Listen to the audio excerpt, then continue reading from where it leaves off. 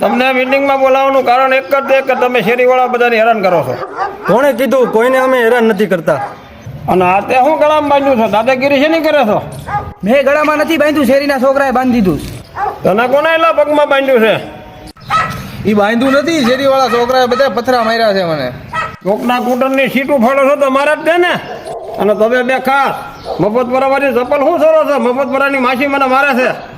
અમે ચપ્પલ નથી ચોરી કર્યા, અમે એડિડાસના બૂટ ચોરી કર્યા છે. કા ભાઈ? હા ભાઈ.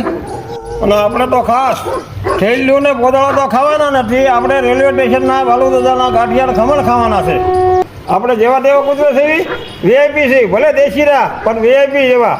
અને કાલ તને કોને માર્યો હતો? કાલ હું બીજી શેરીમાં ગયો હતો ને, ત્યાં મને માર્યો હતો. એટલે દાદાને પીસડા વિખાઈ ગયા લાગ્યા. સ્કૂટર વાળા નીકળે ને એટલે આપણે એની વાહે દોડવાનું. અને એ સમજી ગયા છે સ્કૂટર ઊભું રાખે ને એટલે કૂતરા ઊભા રહી જાય. એટલે આપણે એવું નથી કરવાનું.